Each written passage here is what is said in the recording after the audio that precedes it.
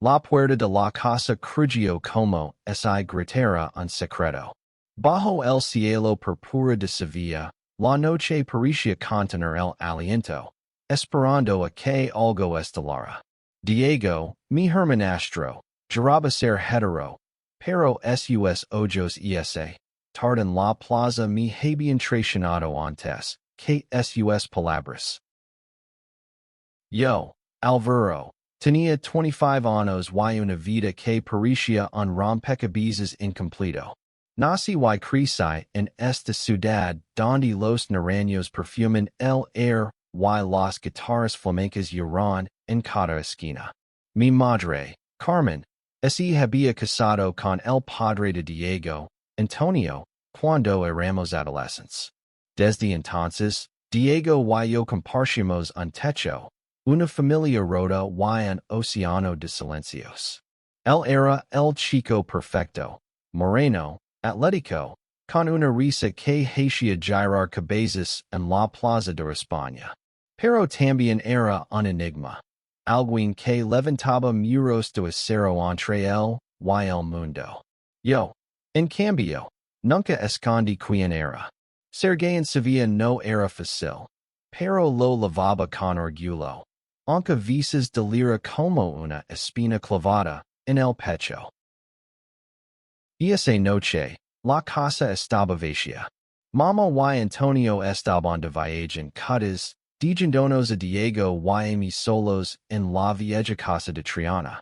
La tensión entre nosotros había crecido como una tormenta silenciosa. Todo empezó esa tarde, cuando nos encontramos en la plaza. Él estaba sentado en un banco, con una cerveza en la mano, mirando a la nada. Me acerqué, y por primera vez en años, hablemos. No de fútbol ni de tonterías, sino de cosas que pesan, la vida, los sueños, el miedo a decepcionar. Sus ojos, oscuros como el Guadalquivir al anochecer, se detuvieron en los míos más de lo necesario. Sin un calor que no explicaba el sol sevillano. Nunca te he entendido, Alvaro, dijo, con una voz que temblaba entre la curiosidad y el desafío. ¿Cómo puedes ser tan libre? No supe que responder. Solo lo mir, y algo en su mirada se quebró, como si un dique dentro de él estuviera a punto de ceder. Nos levantamos y caminamos en silencio hasta casa, pero el air entre nosotros estaba cargado, como si cada paso fuera una cuenta regresiva. En la cocina, bajo la luz tenue de una lámpara antigua, Diego rompió el silencio. ¿Alguna vez has sentido que no encajas en tu propia piel? Preguntó, apoyado contra la encimera, con los brazos cruzados como si protegiera de sí mismo. Lo mir fijamente. Mi corazón latía tan fuerte que temí que lo escuchara. Todos los días, Diego. Pero aprendí a quererme como soy. ¿Y tú? No respondió. En cambio, dio un paso hacia mí, y el mundo se detuvo. Sus manos temblaban, y por un instante, pensé que me tocaría. Pero se giró, murmurando algo sobre ir a dormir. La puerta de su cuarto se cerró, pero el eco de su pregunta se quedó conmigo, como un latido que no cesaba. Esa noche, no dormí. Me quedé en el sofá, mirando el techo, preguntándome si lo que en sus ojos era real o solo un reflejo de mis propios deseos. Diego siempre había sido el chico que todos querían, el que juraba que nunca miraría a otro hombre. Pero esa noche, algo cambió. Y yo sabía que no había vuelta atrás. El sol de Sevilla quemaba como un reproche al día siguiente. Diego evitaba mi mirada en el desayuno, cortando el pan con una furia contenida. La casa, con sus paredes blancas y azulejos desgastados, Parecía demasiado pequeña para contener lo que no deseamos. ¿Qué te pasa? Lo pregunta, incapaz de soportar el silencio. Nada. Respondió, seco, pero sus manos temblaban al servirse el café. No insistí. En cambio, salí a caminar por las calles de Triana, buscando aire, buscando respuestas. Sevilla era un laberinto de belleza y contradicciones. Iglesias centenarias al lado de bares donde el amor se celebraba sin etiquetas, ancianos que murmuraban sobre el pecado y jóvenes que bailaban sin miedo. Yo había aprendido a navegar ese mundo, pero Diego parecía atrapado en una jaula que él mismo había construido. Esa tarde, lo encontré en el patio trasero, fumando un cigarrillo.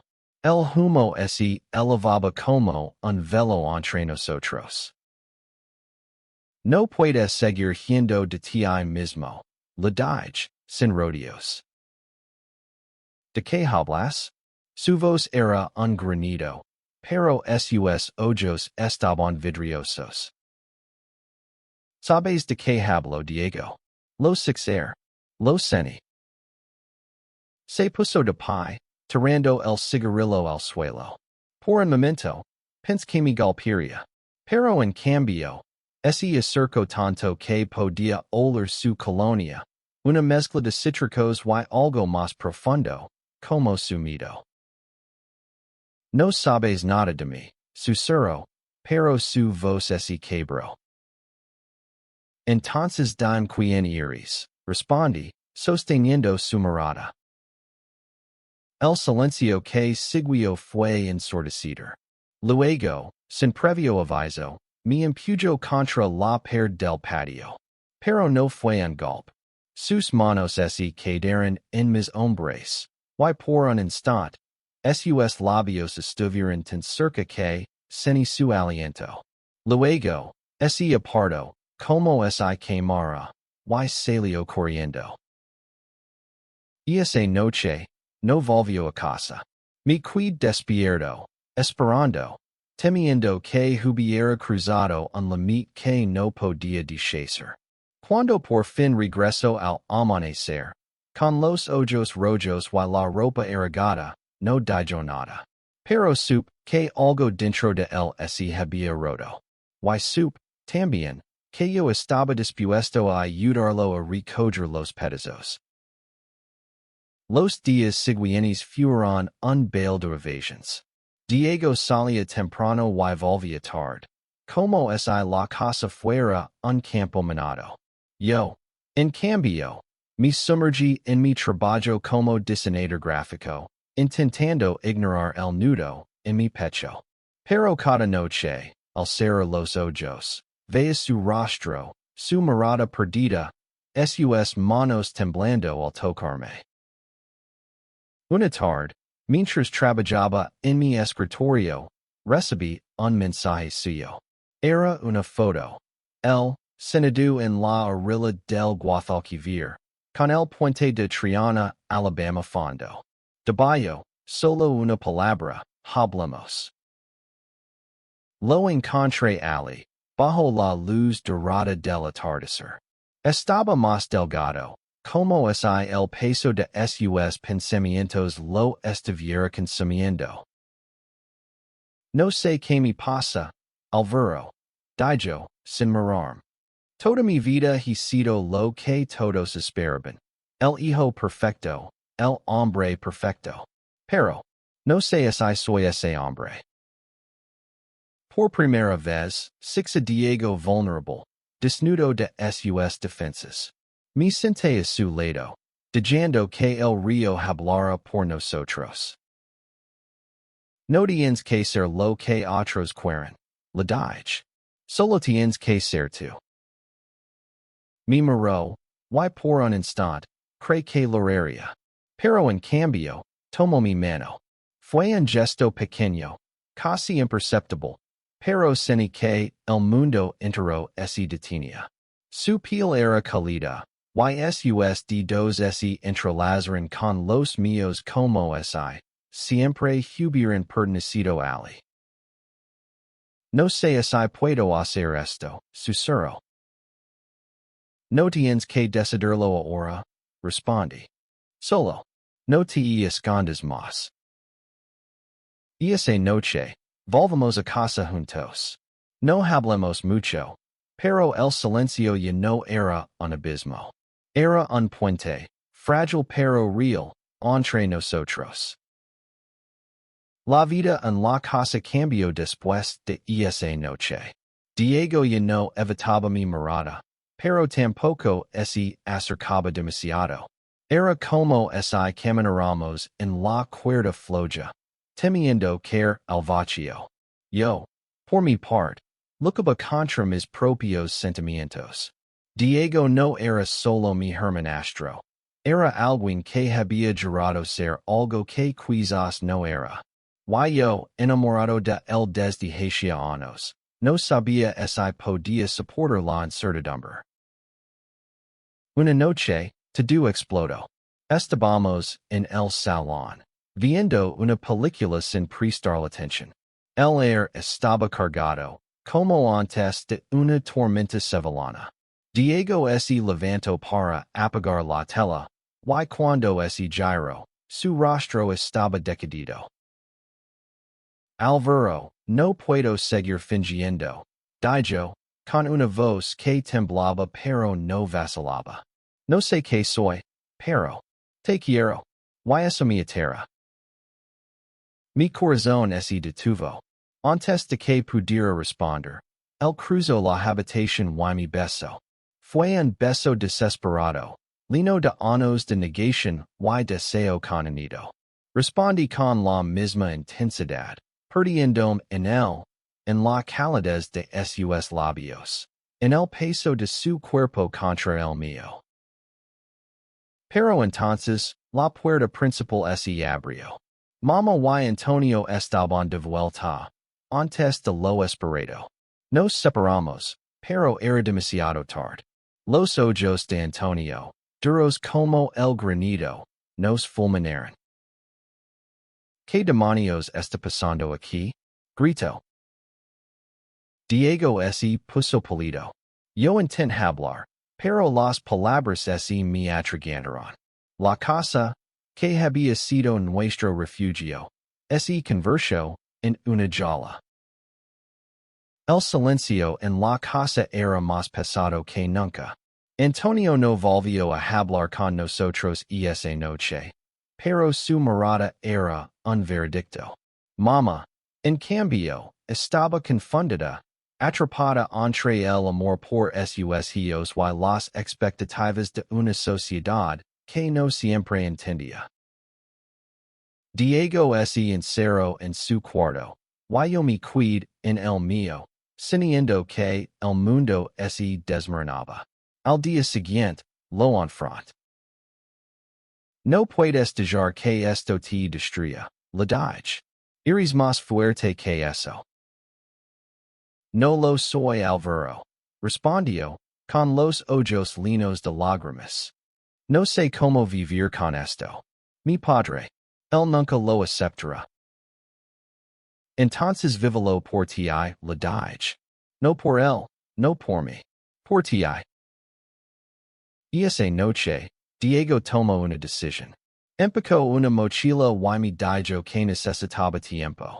Se fue a casa de un amigo en Granada, dejándome con un vacío que no podía llenar. Pero antes de irse, me abrazó, y en ese abrazo sentí una promesa. Volvería, cuando estuviera listo. Los meses pasaron como un sueño borroso. Trabaj, viví, sonreí, pero una parte de mí seguía esperando a Diego.